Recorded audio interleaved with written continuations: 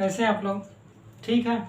चलिए हम लोग इतिहास पढ़ रहे हैं। ठीक है। इतिहास लगभग सभी एग्जामों में आता ही है। ठीक है।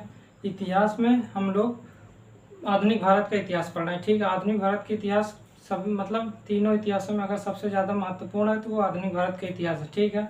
इसमें भी राष्ट्रीय आंदोलन सबसे ज़्यादा महत्वपूर्ण है। ठीक है। राष्ट्रीय आंदोलन हम लोग बाद में देखेंगे कि राष्ट्रीय आंदोलन क्या है। ठीक है। इसमें ये क्या मतलब कैसे कैसे इसकी गतिविधियाँ थी। ठीक है। इसमें कौन कौन से नेता था, इसके बारे में हम लोग देखेंगे। ठीक है। तो आधुनिक भारत के इतिहास पढ़ना है। आधुनिक भारत के इतिहास में हम लोग ये देख रहे हैं जो यूरोपीय कंपनियों का जो आगमन हुआ है। ठीक है। उसके बारे में हम लोग देख रहे हैं। ठीक है। उसमें हम लोग एक देख चुके हैं जो पुर्तगाल थे। पुर्तगाली सबसे पहले आए थे, तो हम सबसे पहले पुर्तगालों के बारे में देख चुके हैं। ठीक है। पुर्तगालों मतलब कौन कौन आए थे। ठीक है। कौन कौन थे, कौन कौन आए थे, क्यों आए थे, उनकी उपलब्धियां, पता, उनके महत्व, ये सब देख चुके हैं। ठीक है। आप इससे पहले उसको देख लीजिएगा, मतलब उसको देख लीजिएगा या तो इसको ही देख लीजिए। ठीक है। उसको देख के भी इसको देख सकते हैं या इसको ऐसे भी देख सकते हैं। ठीक है।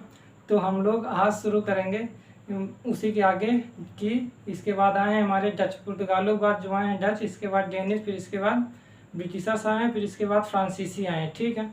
तो उसी क्रम पर हम आगे भी बढ़ेंगे। ठीक है। तो आज हम लोग डच और डेनिश के बारे में देखेंगे। ठीक है। तो आइए देखते हैं। ठीक है। पुर्तगाल के बारे में देख चुके हैं, आज हम लोग डचों के बारे में देखेंगे। ठीक है। चलिए आइए लिखते हैं। क्या लिखें? डच। जो हमारे दूसरे आए थे वो आए थे डच। ठीक है।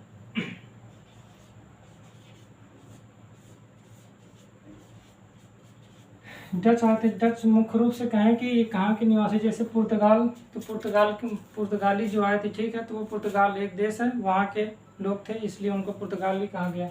डच आए थे मुख्य रूप से कह सकते हैं स्कॉटलैंड या हॉलैंड कह सकते हैं। ठीक है। हॉलैंड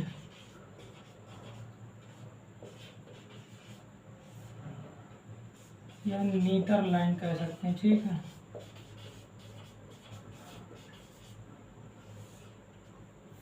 ठीक है। हॉलैंड या नीदरलैंड कुछ भी कहें। ठीक है। वहाँ के लोग ये थे। ठीक है। डच कहाँ के थे? हॉलैंड या नीदरलैंड कुछ भी कहें। ठीक है। हॉलैंड के ये निवासी थे। ठीक है। हॉलैंड के निवासी ये भी मुख्य रूप से क्या करने आए थे? ये भी मुख्य रूप से व्यापारी करने आए थे। ठीक है। तो व्यापार करने के उद्देश्य से आए, लेकिन व्यापार करने आए लेकिन उनमें क्या हुए, अड़चनें पैदा होंगी, तब वो क्या करेंगे, कुछ क्षेत्र पर अधिकार करेंगे। अधिकार करके फिर उस क्षेत्र पर पूरा नियंत्रण करके व्यापार करने अच्छे से प्रारंभ करेंगे ताकि कोई परेशानी ना आ सके। ठीक है। तो इनका अगर कहें क्यों आए थे, तो ये तो सभी में आएगी, लिख सकते हैं जितने भी आए। क्यों आए थे? तो व्यापार के उद्देश्य से। ठीक है।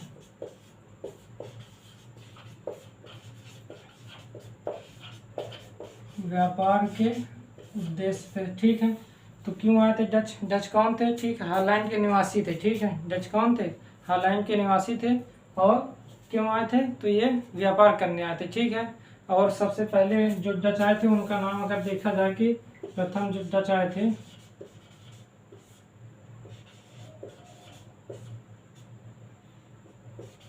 वायसराय कह सकते हैं,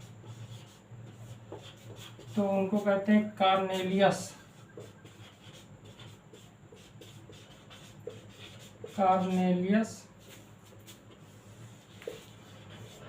हाउटमैन। ठीक है। कार्नेलियस हाउटमैन है जो आए थे। ठीक है। सबसे पहले व्यक्ति यही हुए जो डच हैं। डचों में जो सबसे पहले व्यक्ति आए कार्नेलियस हाउटमैन। ठीक है। तो ये आए क्या करने आए थे? व्यापार करने के उद्देश्य जो पहले आए हैं वो कार्नेलियस हाउटमैन। ठीक है। तो ये आएंगे व्यापार करने के उद्देश्य से। जब व्यापार करेंगे तो कुछ क्षेत्र पर क्या होगा, जहाँ भी आएंगे, जैसे पुर्तगाल आए थे सबसे पहले कोचीन पर क्या किए, उस पर कोचीन पर रहकर वहाँ पास व्यापारिक केंद्र बनाए। ठीक है। व्यापारिक केंद्र से फिर व्यवस्था करना शुरू करें, व्यापार करना शुरू करें। ठीक है। यहाँ से वहाँ वस्तुएं भेजना शुरू करें। उसी प्रकार ये भी आएंगे तो एक क्षेत्र पर पहले रहेंगे, वो व्यापारिक केंद्र बनाएंगे, फिर धीरे धीरे कई स्थानों पर व्यापारिक केंद्र बन जाएंगे। ठीक है। अपनी कंपनी खोलेंगे। ठीक है। फिर इसके कारण वहाँ से सामान लेके अपना वापस भेजेंगे, जहाँ भी अपने देश भेजेंगे या यूरोप में कहीं भी बेचेंगे। ठीक है। तो अगर कह सकते हैं कि इन्होंने अपनी जो राजधानी बनाई वो किसको कह सकते हैं? राजधानी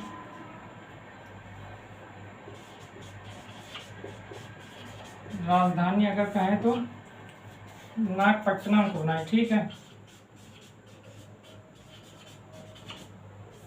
नागपट्टनम की इन्होंने राजधानी बनाई है एक तमिलनाडु का क्षेत्र है, ठीक है। नागपट्टनम को क्या बनाए, राजधानी बनाए नागपट्टनम। राजधानी का मतलब मुख्य रूप से जो इनका मुख्य व्यापारिक केंद्र था वो यही था, ठीक है, मुख्य व्यापारिक केंद्र, ठीक है। मुख्य व्यापारिक केंद्र कौन सा है, राजधानी, जो नागपट्टनम, यही को इनको राजधानी बनाई। राजधानी बनाकर ये जो राजधानी बनाया जाता है इसका मतलब मुख्य व्यापारिक केंद्र वही है, ठीक है। मुख्य व्यापारिक केंद्र भी नागपट्टनम में है। कोई परेशानी तो नहीं यहाँ तक, ठीक है। इसको आप लिख लीजिएगा। जो डच थे वो कहाँ थे, हॉलैंड के निवासी थे। क्यों आए थे, व्यापार करने के उद्देश्य से आए थे। जो प्रथम डच वायसराय कह सकते हैं कॉर्नेलियस हाउसमैन है, और इनकी राजधानी नागपट्टनम, और मुख्य व्यापारिक जो केंद्र है उनका वो क्या है, उनको कह सकते हैं कि यही है हमारा नागपट्टनम। मुख्य व्यापारिक केंद्र भी नागपट्टनम है, ठीक है। जो राजधानी होगी वो मुख्य व्यापारिक केंद्र ही होगा, ठीक है, इसीलिए वो राजधानी बनी है, ठीक है। कोई परेशानी तो नहीं है, इतना लिख लेंगे, ठीक है। आगे चलें, चलिए।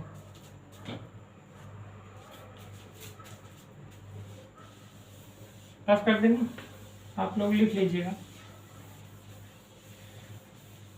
आप कहें कि इनके कुछ क्षेत्र पर व्यापारिक केंद्र मुख्य रूप से, अगर मुख्य व्यापारिक केंद्र क्या था, नागपट्टनम तो था ही, ठीक है। और अगर हम कहें कि अन्य जो स्थान व्यापारिक केंद्र, इनके अन्य व्यापारिक केंद्र अन्य व्यापारिक केंद्र क्या, देखिए हम लोग पुर्तगालों के बारे में देख चुके हैं, ठीक है। पुर्तगालों के हम सबसे पहले ये देखें कि कोचीन पर आए, कालीकट पर आए थे सबसे पहले वास्को डी गामा। इसके बाद जब अल्मीडा आए तो वो क्या हुआ, ब्लू वाटर पॉलिसी लगाए, ठीक है। इसके बाद जब अल्बुकर्क आए तो कोचीन को राजधानी बनाए, ठीक है। कोचीन को जब राजधानी बनाए, इसका मतलब मुख्य व्यापारिक केंद्र तो उनका वो हो गया। मुख्य व्यापारिक केंद्र से सारी अपनी गतिविधियाँ संचालित करना शुरू किया, ठीक है। इसके बाद फिर इसके बाद गोवा लिया गया, ठीक है। गोवा लिया गया, बीजापुर के बीजापुर के जो शासक थे आदिल शाह, उनसे जीता गया, ठीक है। ये अभी यूपीएससी प्री में आया भी था ये, कि जो गोवा लिया गया वो किस शासक के द्वारा, तो बीजापुर के शासक के द्वारा लिया गया था, ठीक है। सही और गलत में था कि ये सही है या गलत है, तो सही था क्योंकि बीजापुर के शासक के द्वारा ही गोवा लिया गया था, वो भी अल्बुकर्क के द्वारा, ठीक है। तो फिर इसके बाद गोवा को बनाया, फिर दमन और दीव पर भी व्यापारिक केंद्र बनाए, ठीक है। इसी प्रकार सेंट थोमे पर बनाए, ठीक है, तब चेन्नई में। इसके बाद हम देखें हुगली पर भी व्यापारिक केंद्र स्थापित किए। तो धीरे धीरे कई स्थानों पर सभी लोग व्यापारिक केंद्र, पुर्तगाल जो थे वो क्या किए, व्यापारिक केंद्र बनाए। उसी प्रकार ये मुख्य रूप से पहले नागपट्टनम तो बनाए, ठीक है। इसके बाद भी कई स्थानों पर करें, ठीक है। इनके अन्य व्यापारिक केंद्र अगर देखें तो मछलीपट्टनम कह सकते हैं,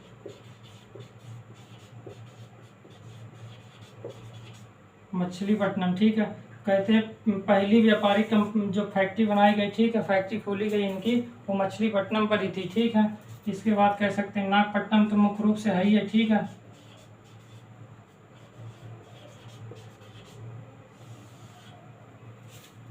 कह सकते हैं कि बंगाल में हुगली पर, ठीक है, चिनसुरा हो गया, ठीक है। और कह सकते हैं अगर बालासोर में भी पटना, ठीक है। इसी प्रकार निजामपट्टनम,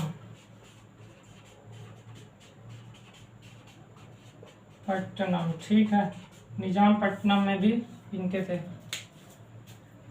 निजामपट्टनम। इसी प्रकार और भी देख रहे हैं, पिपली हो गया, ठीक है, चेन्नई में भी, इत्यादि कर लीजिए, ठीक है। इस तरह ज़्यादा है, छोटे छोटे व्यापारिक केंद्र थे, ज़्यादा बड़े नहीं थे, बड़े क्षेत्रफल पर नहीं थे, ठीक है। इनके जो व्यापारिक केंद्र थे बड़े क्षेत्रफल फ्रांसीसियों को होंगे और अंग्रेजों के होंगे, ठीक है। तो ये कुछ क्षेत्रों पर हैं जो अन्य इनके व्यापारिक केंद्र थे, ठीक है। और नागपट्टनम को क्या बनाया था, नागपट्टनम को राजधानी बनाया था। इसका मतलब मुख्य जो व्यापारिक केंद्र था वो नागपट्टनम था, ठीक है। और जो प्रथम फैक्ट्री खोली गई थी वो मछलीपट्टनम में खोली गई थी, ठीक है। कोई परेशानी तो नहीं। जो दूसरी खोली गई थी कहते हैं निजामपट्टनम, बंगाल में सबसे पहले पिपली पर खोली गई थी, ठीक है। पिपली अगर बंगाल में है, ठीक है, बंगाल में सबसे पहले अगर जो उनकी फैक्ट्री खोली गई वो पिपली पर, फिर इसके बाद चिनसुरा, हुगली, सभी स्थानों पर खोली गई। अगर देखिए पटना पर भी खोली गई है, ठीक है, बालासोर पर भी खोली गई, तो कई स्थानों पर इनकी व्यापारिक मतलब फैक्ट्री खोली गई, ठीक है, व्यापारिक केंद्र बने, इसके बाद वहाँ फैक्ट्रियाँ खोली गई, ठीक है। तो कोई परेशानी तो नहीं है, तो अन्य व्यापारिक केंद्र में इतना लिख लीजिएगा, ठीक है। कह सकते हैं कि फिर इसके बाद ज़्यादा ये बढ़ा नहीं पाए, कारण ये था कि उस समय फिर ये आए कब थे, थोड़ा से एक सन देख लीजिए, अगर ये कहें तो ये हमारे 1595 में, ठीक है, 1595 में ये आए थे, ठीक है। 1595 जब आए, इसके बाद 1600 में अंग्रेज आ जाएंगे, ठीक है, इसके बाद फ्रांसीसी 1664 में आएंगे, तो धीरे धीरे इनके क्या हो जाए, प्रतिस्पर्धा बढ़ने लगेगी। 1600 में जब अंग्रेज आएंगे तो इनके पुर्तगाल तो पहले आ ही चुके हैं, फिर डच आए, फिर इसके बाद डेनिस भी आएंगे, ठीक है। इसके बाद 1600 में हम देखेंगे कि वो भी आ चुके हैं, हमारे अंग्रेज भी आ गए, तो इस कारण प्रतिस्पर्धा बढ़ने लगे। जब प्रतिस्पर्धा बढ़ेगी तो अधिक क्षेत्रों पर इनका नियंत्रण नहीं हो पाएगा, ठीक है। जब कई सारे लोग एक ही क्षेत्र के लिए आए हैं व्यापार करने के उद्देश्य से, सब लोग अपना व्यापार बढ़ाने का प्रयास करेंगे, अपनी अपनी फैक्ट्री खोलेंगे, अपना अपना व्यापारिक केंद्र बनाएंगे, इससे प्रतिस्पर्धा बढ़ेगी। जब प्रतिस्पर्धा बनेगी तो जो मजबूत होगा वो स्थापित होगा, जो कमजोर होगा वो नहीं हो पाएगा। उसी प्रकार इनका मुख्य रूप से जो प्रतिद्वंदी आ गए, इस कारण से ज़्यादा इनका विस्तार नहीं हो पाया। कोई परेशानी नहीं, कब आए थे, 1595 में, तो इतना आप लिख लीजिएगा, रफ करें।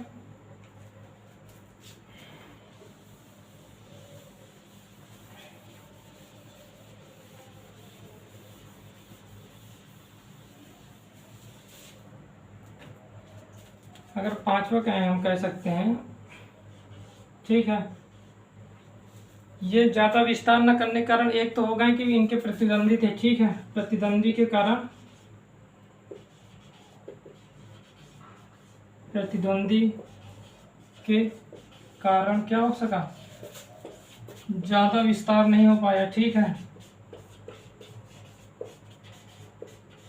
ज़्यादा विस्तार नहीं हो पाया, ये तो कह सकते हैं पहला कारण। दूसरा कारण क्या कह सकते हैं कि इंडोनेशिया में इनका क्या हो गया था, इंडोनेशिया, ठीक है, इंडोनेशिया, ठीक है, इंडोनेशिया में इनका पूर्ण एकाधिकार हो गया था व्यापार पर, ठीक है,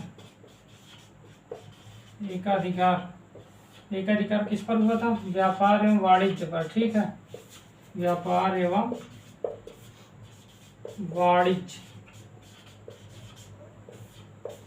देखिए प्रतिद्वंदी के कारण एक तो ज़्यादा इनका विस्तार हो नहीं पाया, ठीक है, इनका मान लीजिए कि उस समय अंग्रेज भी आ गए थे तो प्रतिद्वंदी हो गए, इस कारण से इनका मान लेते हैं एक विस्तार नहीं हुआ, ये एक कारण हो सकता है। दूसरा कारण ये हुआ कि इंडोनेशिया में इनका क्या हो गया था, इंडोनेशिया में इनका व्यापार एवं वाणिज्य पर एकाधिकार हो गया। क्या लिखेंगे, इंडोनेशिया में इनका व्यापार एवं वाणिज्य पर एकाधिकार हो गया था, जिसके कारण वो भारत पर अत्यधिक विस्तार पर ध्यान नहीं दे पाए, ठीक है। जब वहाँ पास एकाधिकार हो गया पूरे इंडोनेशिया में, तब इनको एक व्यापार का साधन मिल ही गया था, जिस कारण से भारत पर फिर अत्यधिक ध्यान ही नहीं दिया, जिस कारण इसका विस्तार नहीं हो पाया। हालांकि थे तो कई स्थानों पर इनकी फैक्ट्रियाँ थी, लेकिन अत्यधिक विस्तार न होने के कारण एक ये बताया जाता है कि इंडोनेशिया पर इनका एकाधिकार हो गया था, ठीक है, व्यापार एवं वाणिज्य पर, जिस कारण से यहाँ पर जैसे पुर्तगालों का ब्राजील खोज कर लिए थे, ठीक है, जब ब्राजील की खोज किए थे तो वहाँ चले गए थे, फिर यहाँ ध्यान नहीं दे पाए, जिस कारण उनका भी विस्तार नहीं हो पाया। उसी प्रकार इनका इंडोनेशिया पर हो गया था एकाधिकार, जिस कारण कह सकते हैं व्यापार एवं वाणिज्य पर वहाँ एकाधिकार हुआ, यहाँ पास फिर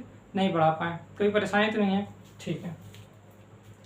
तीसरा क्या कह सकते हैं, आज इसमें अगर आप छठा लिखें कि इन्होंने एक स्वर्ण सिक्का चलाया था, ठीक है, उस समय स्वर्ण सिक्का, इन्होंने स्वर्ण सिक्का चलाया था, ठीक है, उसे कहते थे पगौड़ा कहते, ठीक है। ये प्री में पूछा जाता है, किसी भी एग्जाम में अगर देखें ऑप्शनल होगा तो ये पूछा ही गया, ठीक है। तो जो स्वर्ण सिक्का चलाया था उसे पगौड़ा कहा जाता था, ठीक है, कि जो स्वर्ण सिक्का पगौड़ा चलाया था, किसने चलाया था, तो डचों ने चलाया था, ठीक है। तो ये कह सकते हैं स्वर्ण सिक्का पगौड़ा नाम का इन्होंने क्या किया था, चलाया था, ठीक है, स्वर्ण सिक्का पगौड़ा नाम से इन्होंने ही चलाया था। कोई परेशानी तो नहीं है। सातवां अगर देखें कि ये क्या कर पाए हैं, देखिए जे इतने सारे काम तो कर दिए हैं, इसके बाद कुछ और इनके कारण है, थोड़ा उसको देखते हैं, ठीक है। जैसे डच क्या किए हैं कि व्यापार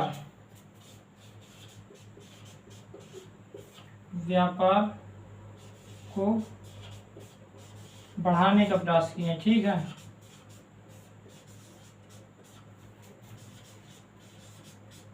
प्रयास किए, जिसके कारण क्या हुआ, 1759 में एक युद्ध होता है, ठीक है, अंग्रेजों के साथ, जिसे कहते हैं वेजरा का युद्ध, ठीक है,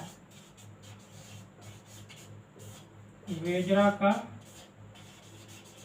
युद्ध, ठीक है, वेजरा का युद्ध कहते हैं, ठीक है। व्यापार को बढ़ाने का प्रयास किए, जब व्यापार को बढ़ाने का प्रयास करेंगे क्योंकि उनके प्रतिद्वंदी अंग्रेज आ चुके थे, ठीक है, जिस कारणवश 1759 में इनका एक युद्ध होता है जिसे कहते हैं वेजरा का युद्ध। वेजरा के युद्ध से जब हो जाता है तो इनके क्या होता है, जितनी भी गतिविधियां होती उस पर विराम लग जाता है, ठीक है। इस कारणवश वेजरा के युद्ध में ये पराजित होते हैं, डच पराजित होते हैं, ठीक है। वेजरा के युद्ध में कब पराजित होते हैं, डच पराजित होते हैं। जब डच पराजित हो जाते हैं तो उनके पतन का एक कारण बन गया, ठीक है, मतलब बढ़ा नहीं पाए, ठीक है, कोई परेशानी तो नहीं। क्या लिखेंगे, व्यापार को बढ़ाने का प्रयास किए जिसके कारण इनके साथ अंग्रेजों के साथ 1759 में एक युद्ध हुआ जिसे वेजरा का युद्ध कहा जाता है, जिसमें डचों की पराजय हुई, ठीक है। जब डच पराजय हुए तो ये पूरी तरीके से फिर शांत हो गए, ठीक है, कोई परेशानी तो नहीं, इसे लिख लीजिएगा, ठीक है। चलिए आगे लिखें, अगर हम 8वां कहें, 8वां इनका पॉइंट देख लेते हैं कि ये मुख्य रूप से व्यापार में क्या बढ़ावा दिए, ये व्यापार में मुख्य रूप से बढ़ावा दिए हैं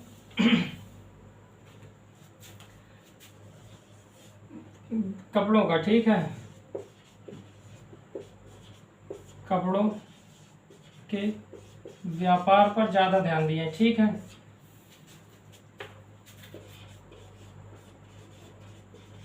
ध्यान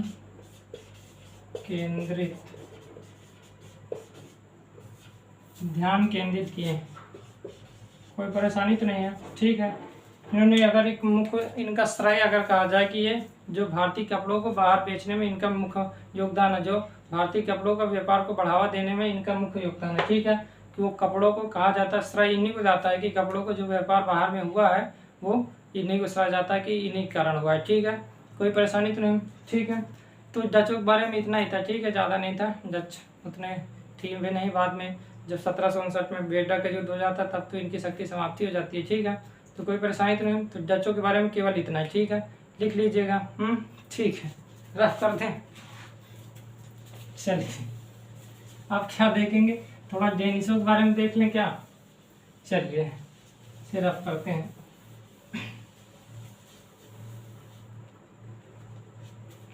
डेनिस, तीसरे व्यक्ति जो थे हमारे डेनिस थे, ठीक है, डेनिस डेनमार्क से आए हुए व्यक्ति थे, ठीक है। डेनिस को अगर कहा जाए तो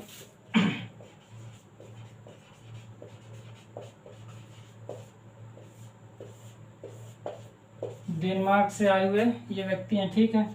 इनको क्या कब आए थे ये 1620 में, ठीक है, 1620 में।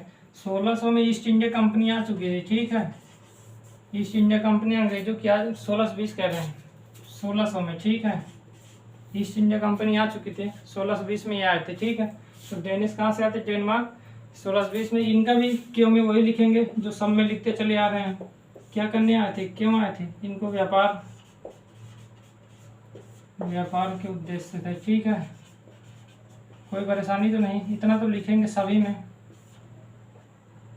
इतना लिखना है, ठीक है। इसमें कोई जानने की चीज़ नहीं है कि कौन आए क्यों आए, ये न सब कहीं पूछा जाता है ना ही लिखने की ज़रूरत है, ठीक है।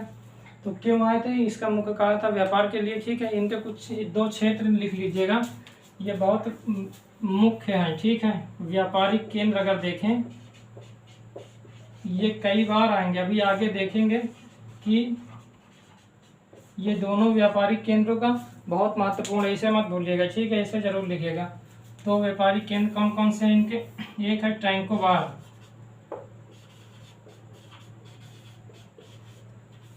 दूसरा कह सकते हैं सेरामपुर, ठीक है, सेरामपुर यह जहाँ पास सबसे पहले शिक्षा देना शुरू किए थे, ठीक है। पाश्चात्य शिक्षा की शुरुआत कहते हैं यहीं से हुई थी, अभी आगे हम देखते हैं, ठीक है। तो 2 व्यापारिक केंद्र कौन आए थे इसके बारे में जानना जरूरी नहीं, ठीक है, कौन आए ना कभी पूछा जाता है, डेनिसों के बारे में कभी नहीं आता है पुर्तगालों के बारे में, ठीक है। और एक हम फ्रांसीसियों के बारे में देखेंगे, डुप्ले के बारे में पूछा जाता है, ठीक है, कभी भी आएगा तो फ्रांसीसियों में एक जो वायसराय है, ठीक है, वो डुप्ले हैं, उसके बारे में पूछा जाता है, और अंग्रेजों के बारे में तो पूछा ही जाता है, ठीक है। तो 3 चीज़ पढ़ने हैं, ना तो डेनिस के बारे में देखना और ना ही डचों के बारे में कि कौन आए थे, क्यों आए थे, भले ही, लेकिन कौन कौन थे ये महत्वपूर्ण नहीं है, ठीक है। चलिए, तो 2 बात याद रखिए, इनके व्यापारिक केंद्र ट्रैंकोबार और श्रीरामपुर, कोई परेशानी तो नहीं। तीसरा देखिए, ये ज़्यादा बड़ी औपनिवेशिक शक्ति नहीं थी, ठीक है, इसमें आप लिखिएगा ज़्यादा बड़ी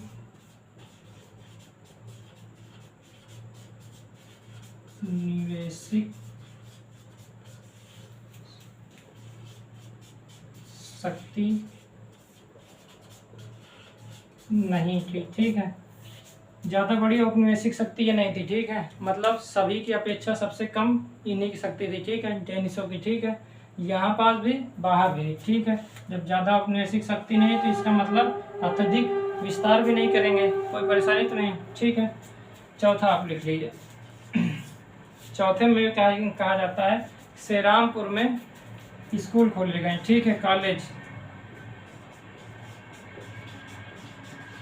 श्रीरामपुर में, ठीक है, स्कूल व कॉलेज खोले गए।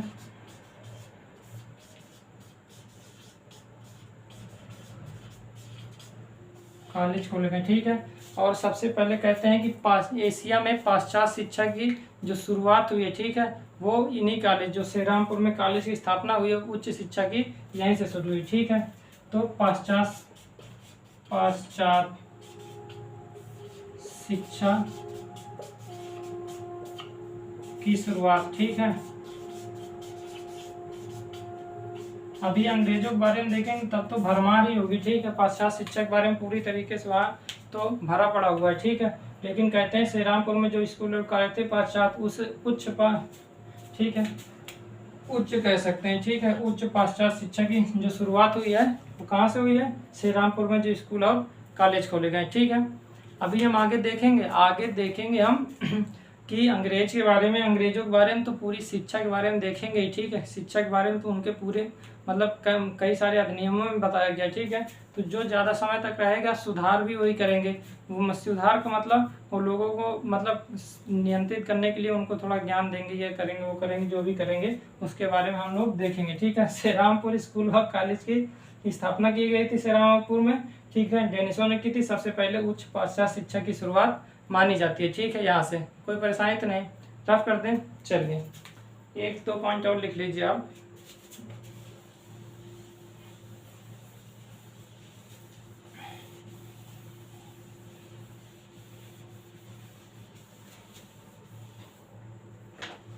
ठीक है, 5वां पॉइंट ये लिख लीजिए कि श्रीरामपुर में ही क्या किए थे,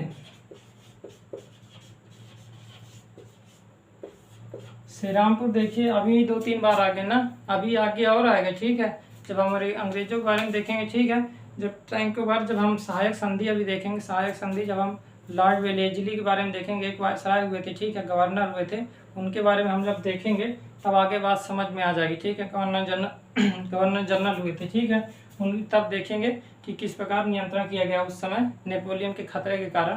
तब हम ये दोनों आएंगे, ट्रैंकोबार और श्रीरामपुर दोनों का नाम आएगा। श्रीरामपुर में कहते हैं प्रिंटिंग प्रेस, ठीक है,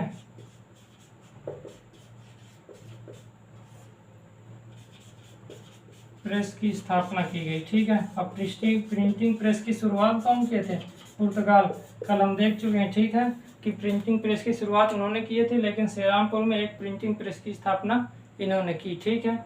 बाद में ये क्या कर देते हैं, श्रीरामपुर को लगभग कहते हैं कि 1840 के दशक में, लगभग 1844-45 में, ठीक है, श्रीरामपुर को पूरी तरीके से किसको दे देते हैं, अंग्रेजों को हस्तांतरित कर देते हैं, ठीक है।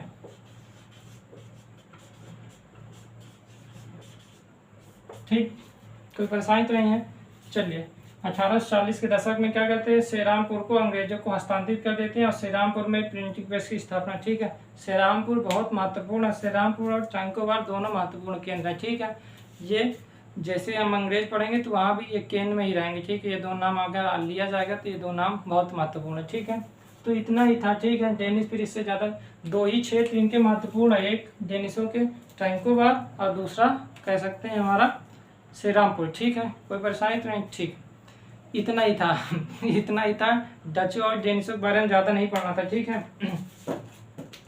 डचों और डेनिसों के बारे में इतना ही पढ़ना था, ज़्यादा नहीं पढ़ना था। इसके बारे में केवल सामान्य जानकारी, ठीक है। पढ़ना किसके बारे में, अंग्रेजों के बारे में, फ्रांसीसियों के बारे में कम पढ़ना, लेकिन कर्नाटक युद्ध में फ्रांसीसी क्रेन में आ जाएंगे, ठीक है। डुप्ले एक कुशल नेतृत्व वाला कह सकते हैं कि सेनापति था, ठीक है। मतलब सेनापति, गवर्नर, कुछ भी कहें, ठीक है। वो बहुत शक्तिशाली था, मतलब बहुत समझदार था, ठीक है। कहते हैं उन्हीं की नीतियाँ सीख कर अंग्रेज आगे बढ़े हैं, ठीक है। हम जब कर्नाटक युद्ध देखेंगे तब इसका नाम बहुत आएगा, ठीक है। डुप्ले डुप्ले डुप्ले छा जाएगा, डुप्ले, ठीक है, जैसे धोनी छा जाते हैं। कोई परेशानी तो नहीं है, ठीक है। तो इतना ही था डचों और डेनिसों के बारे में, केवल इतना। कल हम लोग देखेंगे अंग्रेजों के बारे में, हाँ अंग्रेजों के बारे में देखेंगे, ठीक है। अंग्रेजों के व्यापारिक केंद्र कई ढेर सारे हैं, ठीक है। तो व्यापारिक केंद्र ज़्यादा देखेंगे, थोड़ा बहुत एक आध लोगों को देखेंगे, एक दो लोगों का नाम देखेंगे कि ये आए हैं, ठीक है। इसके बारे में देखेंगे और वो उस समय मतलब अब आप समझ सकते हैं शासन से अंदाजा 1620 में आ रहे हैं, आज 1620 में जा नहीं सकते हैं कि मुगलों का शासन था, ठीक है। मुगलों का शासन था, ठीक है। 1526 के बाद उनका शासन शुरू हो गया था, ठीक है। तो आप समझ सकते हैं कि उस समय मुगल ही केंद्र में है। जब मुगल केंद्र में है तो कोई भी आएगा तो मुगलों से परमिशन तो लेगा ही, ठीक है, व्यापार करने के लिए। तो वो मुगल केंद्र में रहेंगे। उस समय अंग्रेजों के बारे में हम देखेंगे, जहांगीर के बारे में सब कुछ देखेंगे। परेशान बिल्कुल मत रहिए, इतना लिख लीजिएगा। कल मिलते हैं, कल अंग्रेजों के साथ मिलते हैं। अंग्रेजों के साथ का मतलब अंग्रेज को पढ़ाया जाएगा, ठीक है। जो अंग्रेज आए हैं, ठीक है, जो ब्रिटिश कंपनियां आए हैं उनके बारे में देखेंगे, ठीक है। चलिए कैसा लगा बता दीजिएगा, ठीक। कल मिलते हैं, चलिए।